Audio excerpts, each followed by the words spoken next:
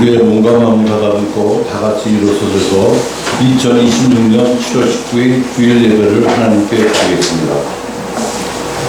너희는 여호와께 감사하며 그의 이름을 불러 아뢰며 그가 행하신 일을 만민 중에 알릴지어다. 그에게 노래하며 그를 찬양하고 그의 모든 기사를 전할지어다. 그의 성원을 자랑하라. 여호와를 구하는 자마다 마음이 즐거울지도다. 하나님은 영이시니 예배하는 자가 영과 진리로 예배할지니라. 아멘.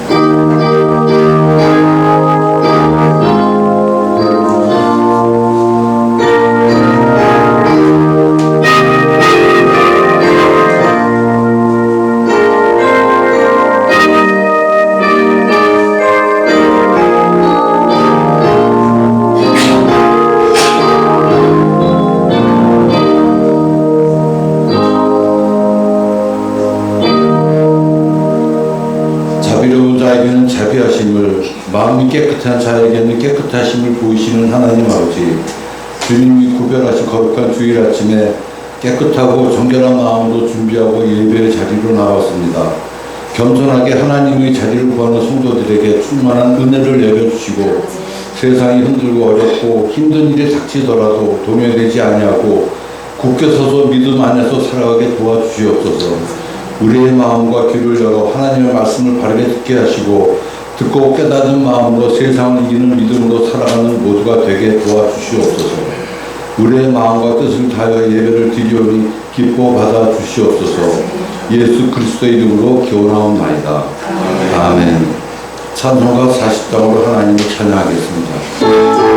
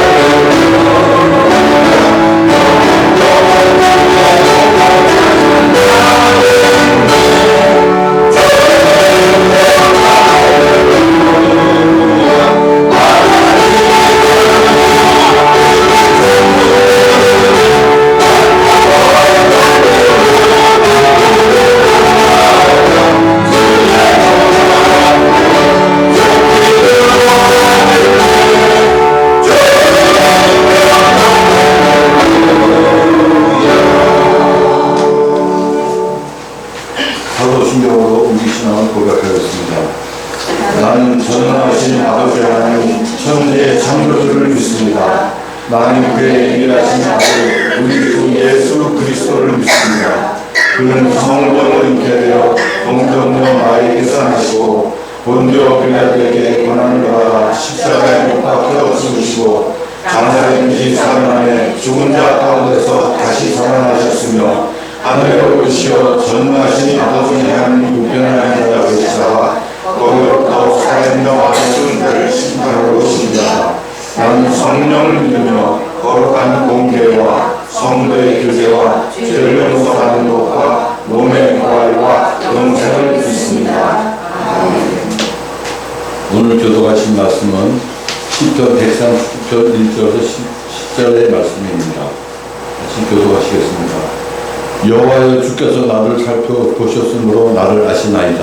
주께서 나를 알고 이를 성하시고 멀리서 나의 생각을 밝히게 하시오며 나의 모든 길과 내가 눕는 것을 살펴보셨으므로 나의 모든 행위를 익히 아시오니 여호와여 내 혀에 말을 알지 못하신 것이 하나도 없으십니다. 주께서 나의 앞뒤를 둘러싸시고 내게 안수하셨나이다.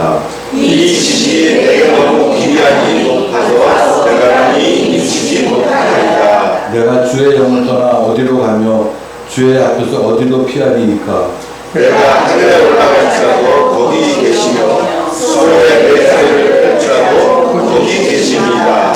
내가 새벽 날개를 치며 바다 끝에 가서 거주할지라도 거기서도 주의 손이 나를 인도하시며 주의 오른손이 나를 이끄시리이다. 아멘. 모두 자리에 앉으시겠습니다. 찬송가 290장을 받겠습니다.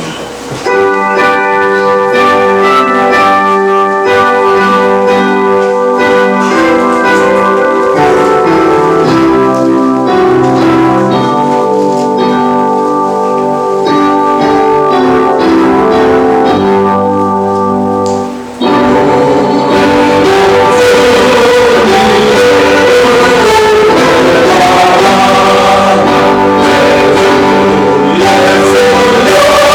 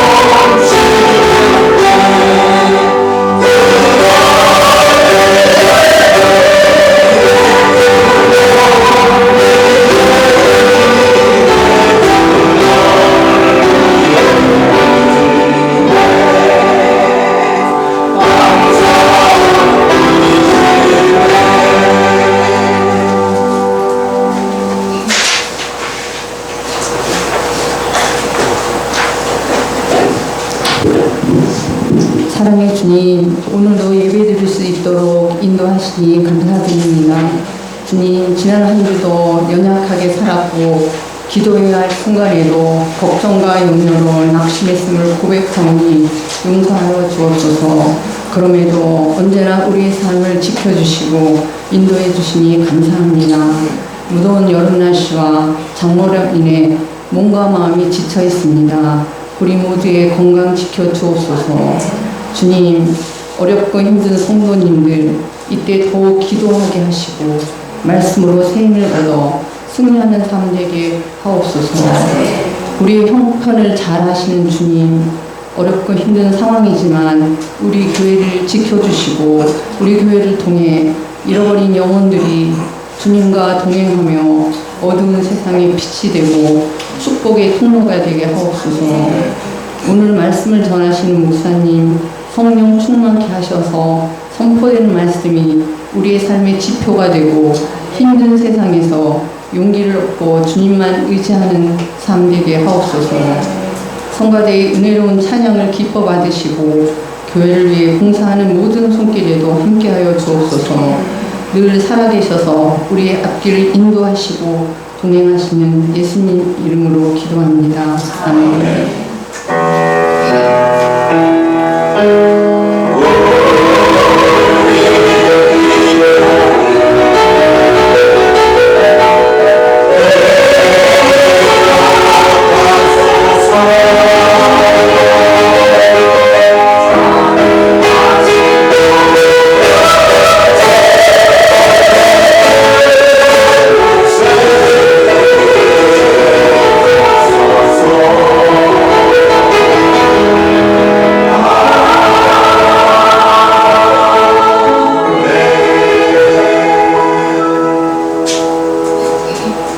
하나님께 동원하시겠습니다.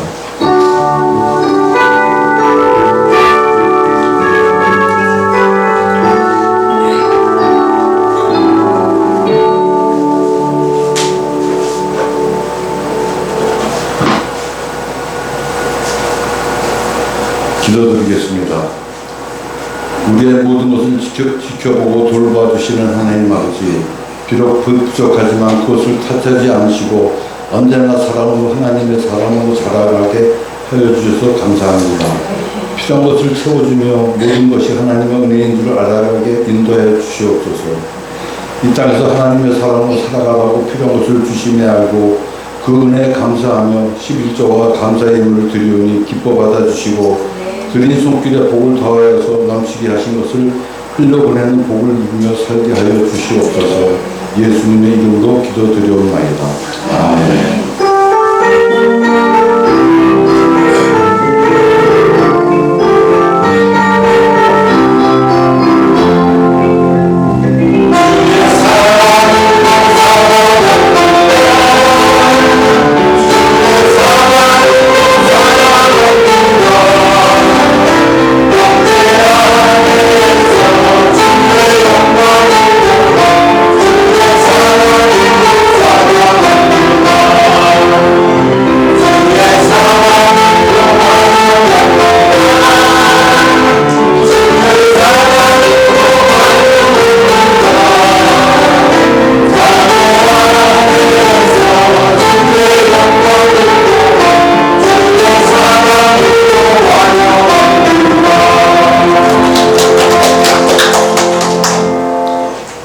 교회 소식을 말씀드리겠습니다. 오늘 예배 후에는 상반기 결산 제시제가 있습니다. 많은 시간 걸리지 않으니까 꼭 전부 다 참석해 주시기 바라겠습니다. 이번 주 새한글 성경 소리내 읽기 범위는 출애굽기 13장에서 24장까지입니다. 찬송가 292장을 드리겠습니다.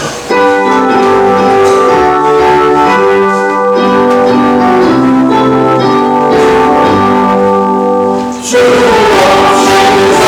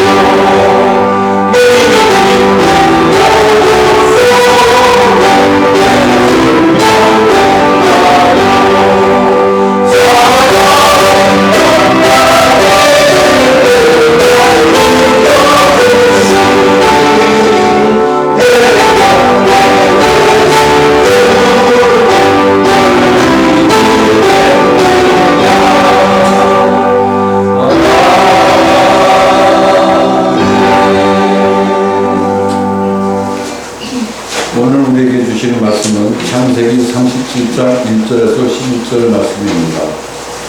구약성경 56쪽에 있습니다. 하나님의 말씀을 받들어 읽겠습니다. 경청하시기 바랍니다. 야곱이 가나안 땅, 곧 그의 아버지가 거류하던 땅에 거주하였으니 야곱의 조건은 이러하니라. 요셉이 17세의 소년으로서 그들의 형과 함께 양을 칠 때 그의 아버지의 아내들 비라와 실바의 아들들과 함께 더불어 함께 있었더니 그가 그들의 잘못을 아버지에게 말하더라. 요셉은 노년에 얻은 아들이므로 이스라엘의 여러 아들들보다 그를 더 사랑함으로 그를 위하여 채색 옷을 입혔더니 그의 형들이 아버지가 형들보다 그를 더 사랑함을 보고 그를 미워하여 그에게 편안하게 말할 수 없었더라. 요셉의 꿈을 꾸고 자기 형들에게 말하며 그들이 그를 더욱 미워하였더라. 요셉이 그들에게 이르되 청하건대 내가 꾼 꿈을 들으시오. 내가 밭에서 곡식 단을 묻더니 내 단이 일어서고 당신들의 단은 내 단을 둘러서서 절하더이다. 그의 형님들이 그에게 이르되 내가 참으로 우리의 왕이 되겠느냐, 참으로 우리를 다스리게 되겠느냐 하고 그의 꿈과 그의 말로 말미암아 그를 더욱 미워하더니 요셉이 다시 꿈을 꾸고 그의 형들에게 말하여 이르되 내가 또 꿈을 꾼즉 해와 달과 11별이 내게 절하더이다 하니라. 그가 그의 꿈을 아버지와 형들에게 말하며 아버지가 그를 꾸짖고 그에게 이르되 네가 꾼 꿈이 무엇이냐, 나와 네 어미와 네 형들이 참으로 가서 땅에 엎드려 네게 절하겠느냐. 그의 형들은 시기하되 그의 아버지의 그 말을 간직해 두었더라.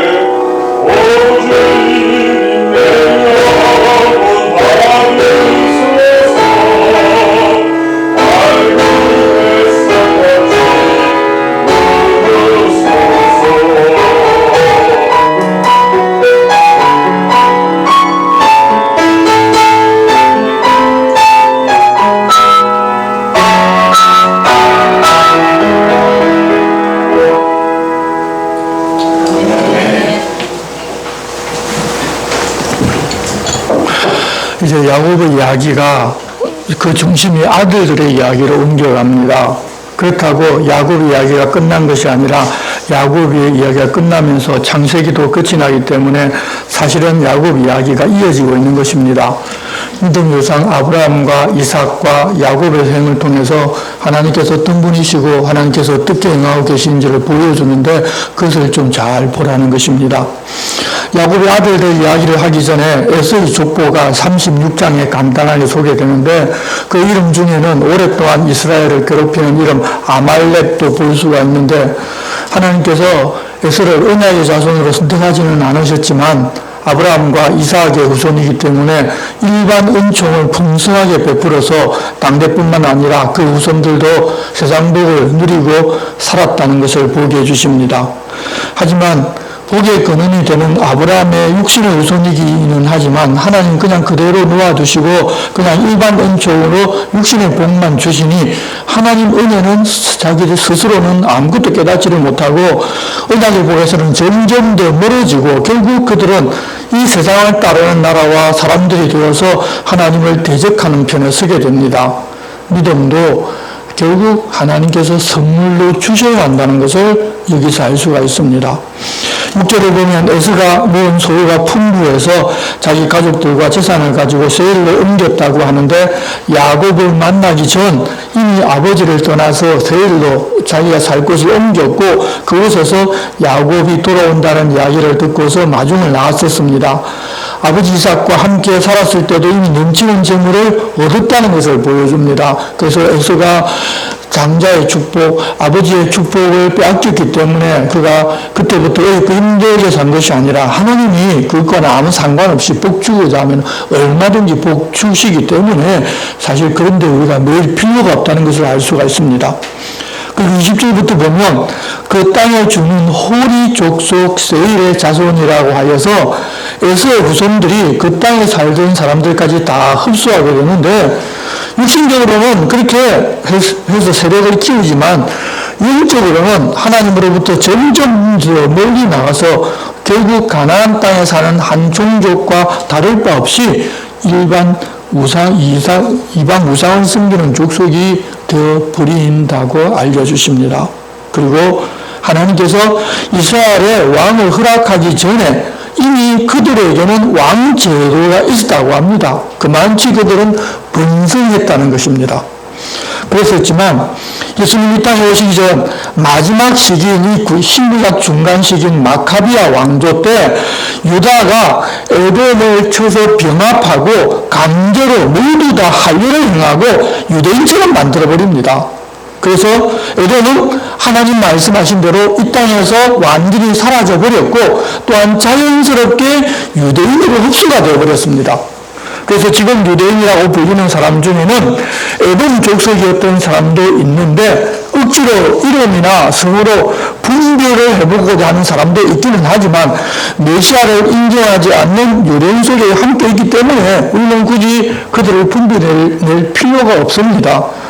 하나님께서 그렇게 되게 하신 것은 육신으로 언약의 후손이 된 야곱의 자손이나 택함받지 못한 에서의 자손을 더는 구분할 필요가 없는 그런 시대라는 것입니다. 이제는 육신의 혈통이 아니라 믿음으로 하나님의 자녀가 되고 하나님 나라의 백성이 되고 언약의 자녀가 되는 그런 시대라는 것을 단적으로 보여주시기 위해서 그렇게 하신 것으로 우리는 볼 수 있습니다. 그리고 우리가 이스라엘 자손을 다스리는 왕이 있기 전에 에돔 땅을 다스리던 왕은 이러함이라는 말씀을 통하여 이 성경이 기록이 되고 정리가 된 것이 이스라엘의 왕정 제도가 생기고 나서라는 것을 알 수가 있습니다. 창세기부터 신명기까지 모세 오경이라고 하여서 모세가 기록한 것으로 알고 있는데 이러한 모습으로 정리가 된 것은 모세가 한 것이 아니라는 것입니다. 그리고 욥기서 1장에도 보면 이스라엘 자손을 다스리는 왕이 있기 전에 에돔 땅을 다스리는 왕은 이러함이라고 하면서 동일한 구절이 나옵니다. 그래서 욥기를 기록하였다고 보는 에스라가 구전되어 내려오고 있던 이 모세 오경도 현재의 모습으로 정리한 것이 아닌가 하는 생각해 볼 수가 있습니다. 사람들은 예수님께서 모세가 기록하였다고 하셨기 때문에 의심 없이 믿어야 한다고 하는데, 그렇지 않으면 잘못된 신앙이라고 주장하는 사람도 있기는 하지만, 성경을 모세가 지금의 모습으로 완전하게 기록했기 때문에 신실한 하나님의 말씀이고 진리가 된 것이 아니라, 구절을 나중에 정리해서도 진실한 하나님의 말씀이기 때문에 진리라는 것입니다. 그리고 구절의 시작이 모세라면 우리도 모세의 저작으로도 볼 수가 있는 것입니다. 이 성경의 제작에 대하여 여러 가지 비판이 있다고 하더라도 하나님께서 인류를 구원하고자 어떤 일을 행하셨는지 그 진실한 내용이 성경에 기록이 되어 있기 때문에 진리라는 것을 알고, 혹은 어떤 사람이 이상한 이론을 들고 나와서 성경은 이런 편집에 의해서 구성이 되었다, 그래서 하나님 말씀이 아니라고 하면서 믿음을 흔들어 버리려고 하더라도 그런 말에 속지 마시기를 바랍니다. 그래서 이제 37장에서부터는 요셉의 이야기가 시작이 됩니다.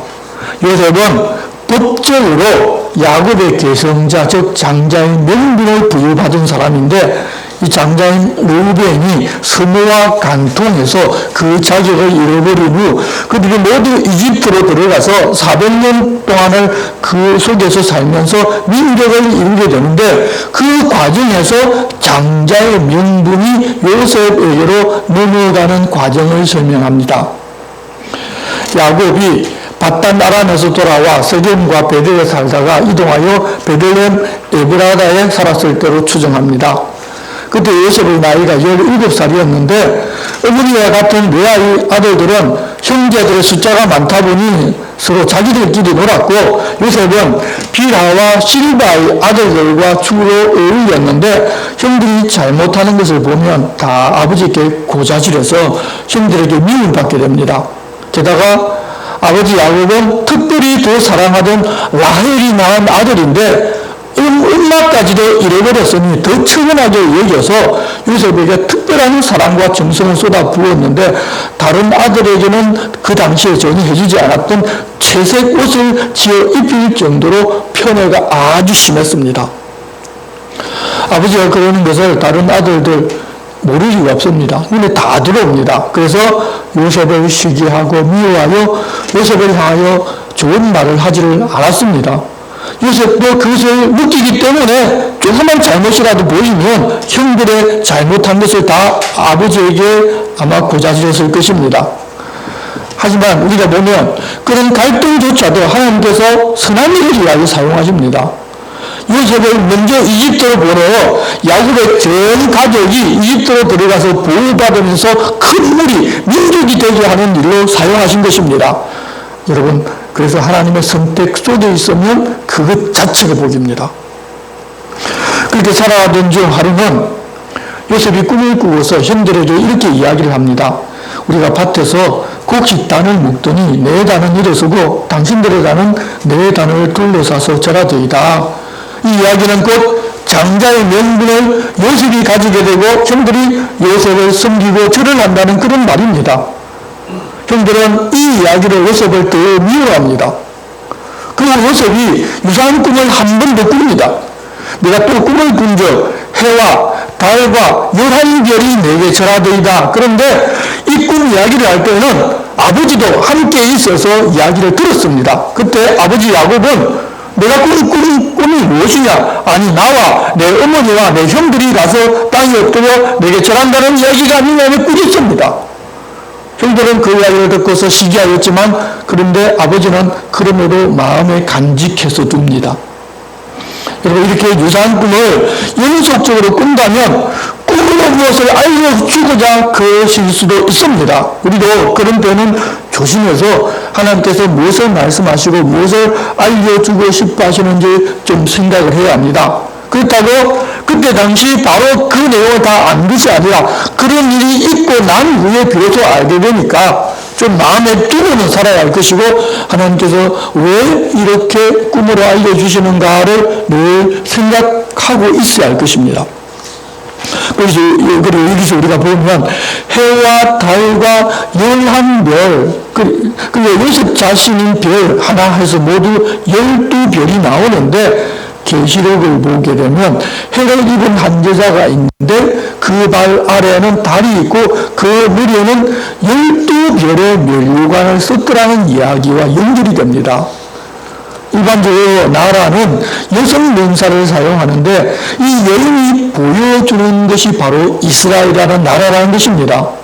그래서 이 창세기에서 보여준 내용이 계시록까지 연결이 되어서 하나님 말씀을 마음에 둔 사람이라면 그 내용을 이해할 수 있도록 해놓으셨는데 우리가 하나님 말씀을 마음에 두지를 아니하고 자의적으로 자기가 원하는 내용을 인정하고 받아들이고자 하기 때문에 하나님의 뜻이나 하나님의 경륜에 대해서 이해하지를 못하고 자기의 길로 가는 경우가 많이 있습니다. 그래서 요한계시록도 어려운 책이지만 사실 그렇게 어렵지 않다는 것을 알 수가 있습니다. 요셉이 그렇게 장차될 일을 하나님께서 꿈으로 알려주셨지만 아무도 그 의미를 알지를 못합니다. 그럼에도 알려주신 것은 그런 일이 실현되면 그때로도 그 일을 하나님께서 하셨다는 것을 깨달아 알라고 그렇게 해주신 것입니다. 그러던 어느 날 요셉의 형들이 양을 치러 세겜까지 갑니다. 세겜은 우리가 알다시피 이전에 디나로 인하여 그 동네 사람들을 진멸한 사건이 있었던 그 장소에 있습니다.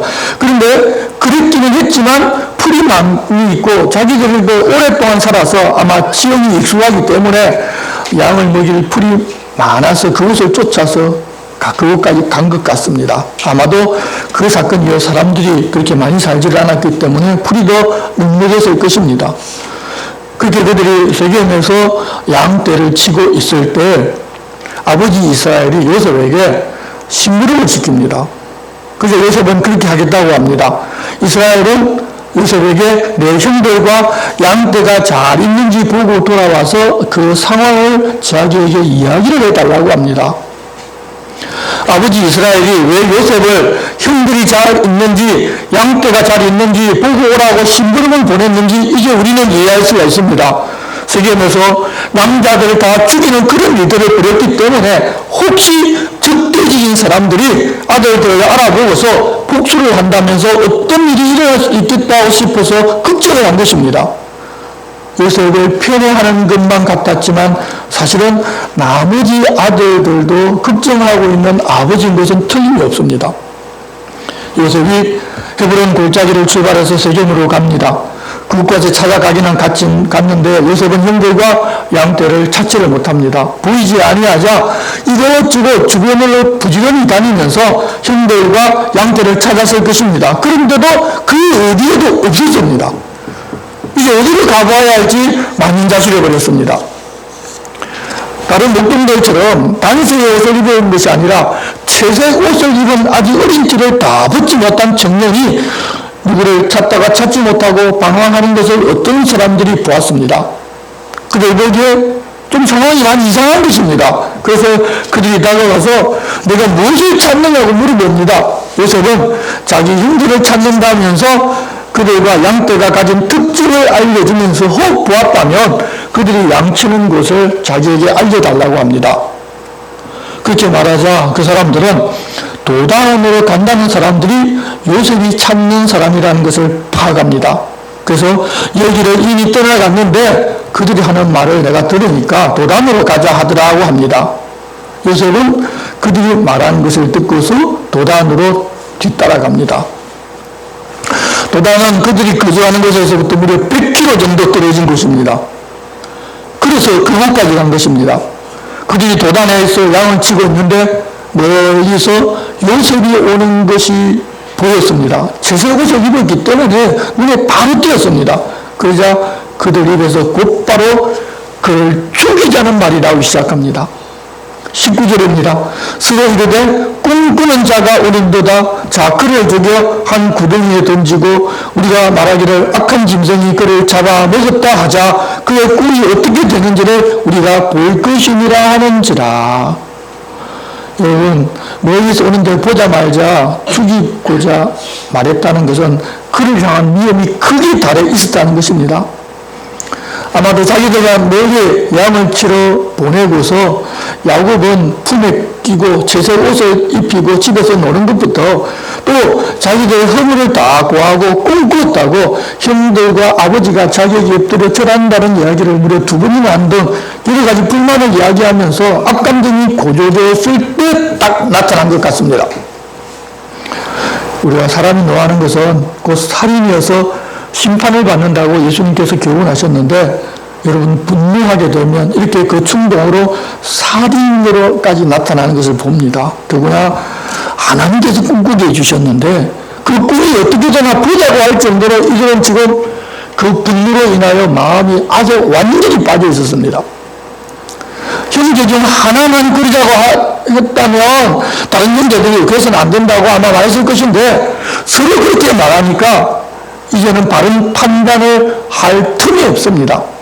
그렇지만 그래도 르벤, 맞이가 되는 르벤이 그들의 말을 듣고서 우리가 그의 생명을 해치지는 말자고 합니다. 우리 손에 피를 흘리지는 말고 구덩이에 넣고서 죽을 때까지 기다리자고 합니다. 그렇게 구덩이 속에 넣어놓고 동생들의 분노가 좀 가라앉으면 다시 그를 끌어올려서 아버지에게 데려가고자 생각을 한 것입니다. 요셉이 오기까지 그런 이야기를 나누면서 실행하기를 작정했기 때문에 형제들은 요셉이 자기들에게 도착하자마자 바로 채색 옷을 벗기고 빈 구덩이에 집어넣어 버립니다. 그리고서는 그들은 요셉이 형들에게 주겠다고 가져온 음식을 그 자리에서 먹습니다.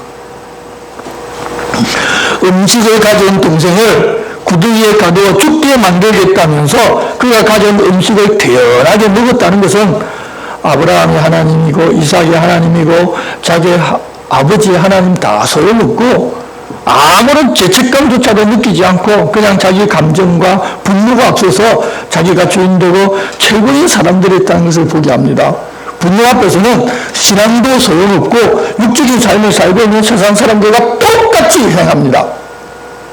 그러고 있을 때 르벤은 좀 마음을 다잡고 동생들을 어떻게 설득해서 요셉을 살려서 아버지께로 들어갈지 생각하고자 조금 떨어진 곳으로 혼자 갔던 것으로 보입니다. 그런데 그러는 그들 앞에 새로운 상황이 전개됩니다. 형제들이 음식을 먹다가 눈을 들어보니까 조금 멀리 떨어진 곳에 한 무리의 이스마엘 사람들이 길르앗 방향에서 출발해서 오는데 낙타에 여러 가지 물품을 싣고 이집트로 팔려가고 있었습니다.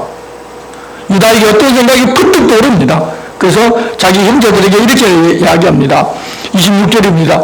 우리가 우리 동생을 죽이고 그의 피를 덮을 분들 무엇이 유익할까? 자, 그를 이스마엘 사람들에게 팔고 그에게 우리 손에 대지 말자. 그는 우리의 동생이요 우리의 혈육이니라 하면서 이야기를 하니 그의 형제들이 다 그 이야기를 듣습니다.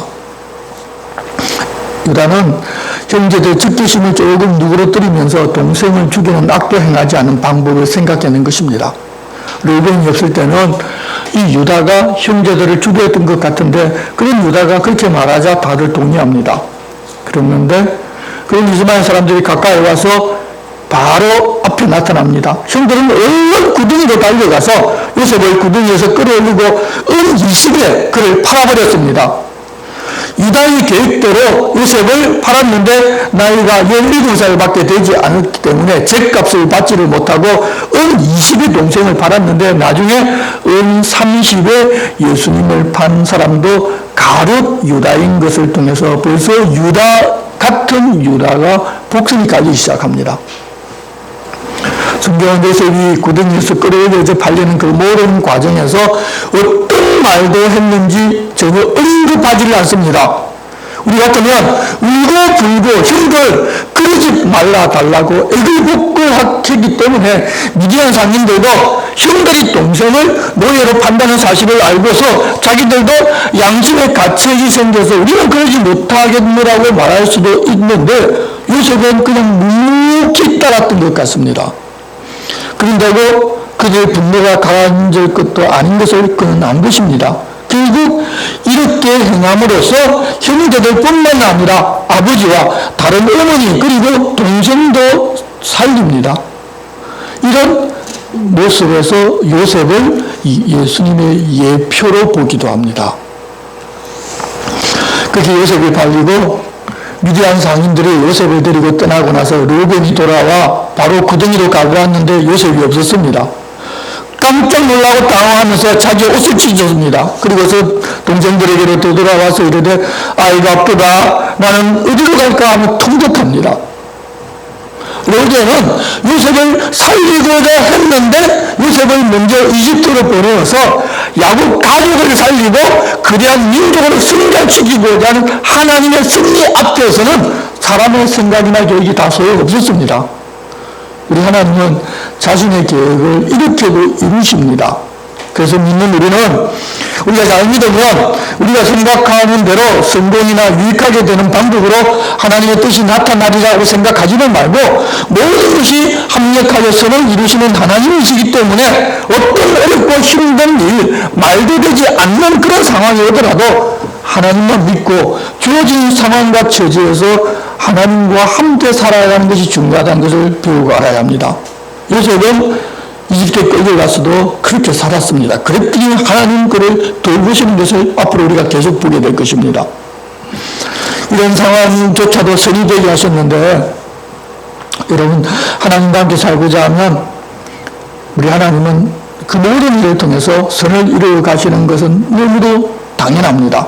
세상에서 잘 되고 문제가 해결되는 것을 근시안적으로 좀 보지 말고 하나님 우리와 함께하면서 우리를 통하여 하나님의 뜻을 이루심을 믿고서 모든 일에 감사와 기쁨으로 살아갑시다.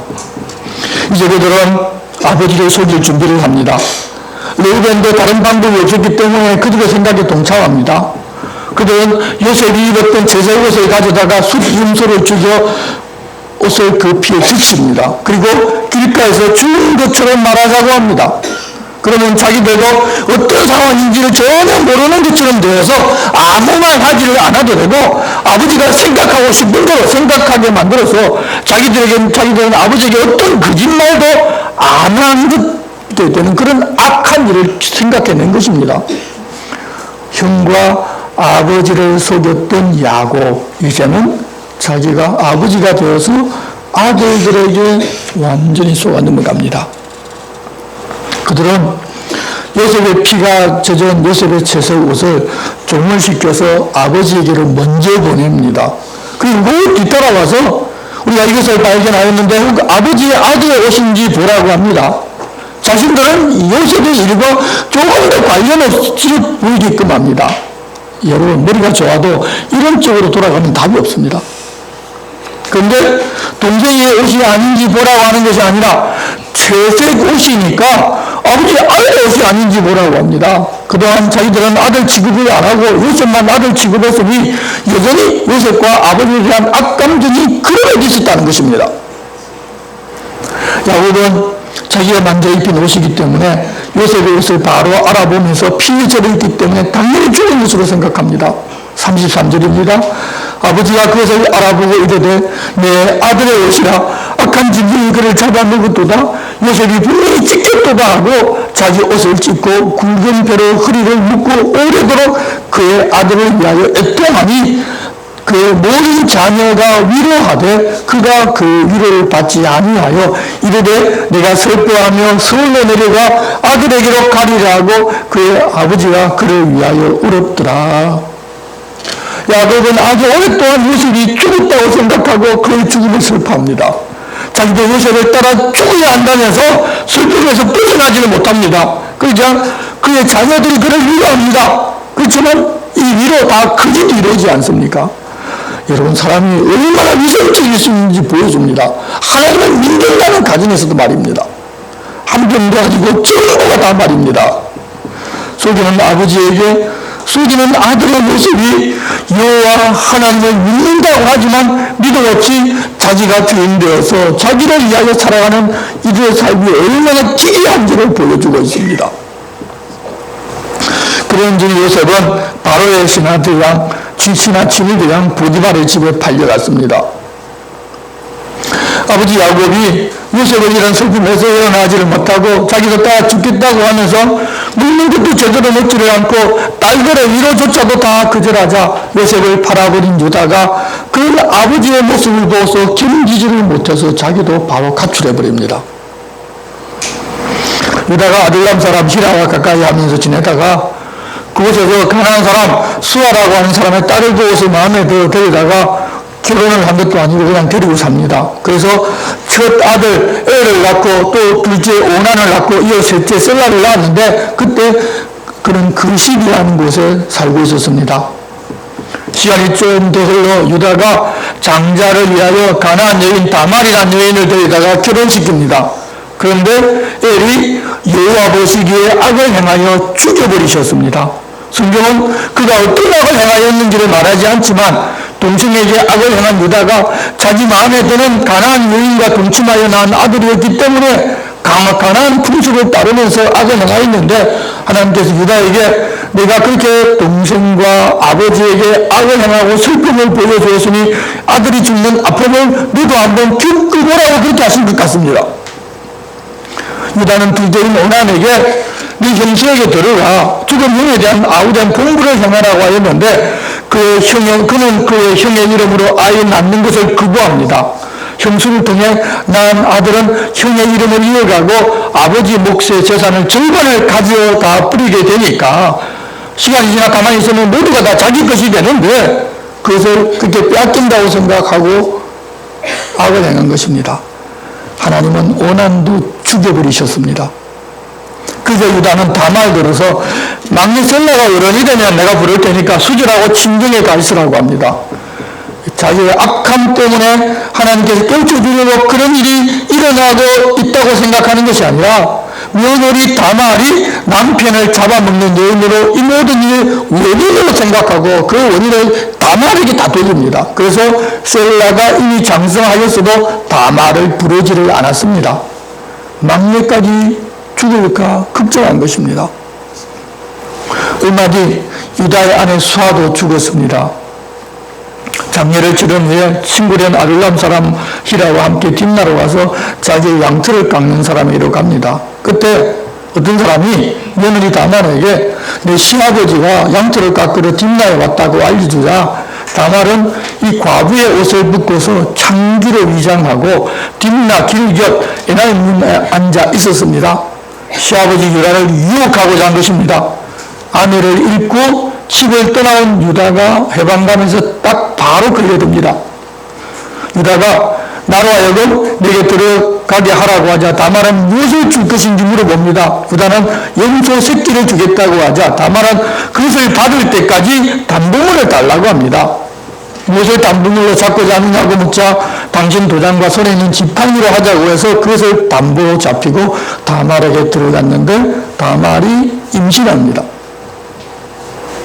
유다의 친구된 아둘람 사람에게 유다가 부탁해서 염소 새끼를 보내고 담보물을 찾아오라고 그 여인을 찾아오고 사람을 보냈는데 그 사람들에게 물어보지만 그곳에는 장기가 없다고 해서 결국 찾지를 못하고 그냥 그 사람은 유다에게로 돌아옵니다. 유다는 자기의 소유물이 그 여인의 일이기 때문에 이후에 부끄러움을 당할 일이 생기지 않을까 걱정하지만 그 여인을 찾지 못했으니 염소 새끼 한 마리 아꼈다고 생각하고 그렇게 넘어가 버립니다. 석 달쯤 지난 후에 어떤 사람이 유다에게 내 며느리 다말이 남자를 만났고 임신했다고 전해줍니다. 유다는 그 여자가 자기 두 아들을 잡아먹었고 게다가 다른 남자와 관계를 맺어서 아이까지 가지게 되었다면서 그를 끌어내 불살라 죽이라고 합니다. 그런데 다말이 끌려가면서 자기가 임신하게 된 것이 이 물건의 주인 때문이라고 하면서 이 도장과 끈과 지팡이가 누구의 것인지 보라고 합니다. 유다가 그것을 알아보고서 그는 나보다 옳다고 하면서 세라가 이미 장성했는데 그에게 주지 않았기 때문에 이런 일이 일어났다고 인정을 합니다. 그리고서 더는 그를 가까이 하지 않았는데 다말이 쌍둥이를 낳았는데 먼저 나오는 아이가 있어서 산파가 굴을 나르고 손에 실을 넣었더니 그 손이 도로 들어가고 동생이 먼저 나옵니다. 그래서 그들의 이름을 베레스와 세라라고 불렀습니다. 며느리를 통해서 두 아들을 얻었는데 아들이라고 하기도 그렇고 손자라고 하기도 그런 일들이 이 유다에게 있었습니다. 요셉 이야기를 시작했는데 한 장 지나서 바로 이 중간에 유다 이야기가 나온 것은 이스라엘의 후손들이 이후에 이렇게 해서 두 나라가 되었다는 것을 알려주고 싶어 하는 것입니다. 야곱이 라헬을 사랑해서 요셉을 얻었고 에브라임이 그를 계승하여 나라가 나뉘었는데 결국 두 어머니가 나라가 나뉘게 된 이유이고 원인이고 택한 사랑을 인간적인 사랑으로 하나님의 은총이 전부 에브라임 쪽으로 요셉 쪽으로 흘러가는 것이 아니라 유다가 영적으로 앞서기 때문에 하나님의 하시는 일은 이렇게 달라진다는 것을 우리가 이건 보게 합니다.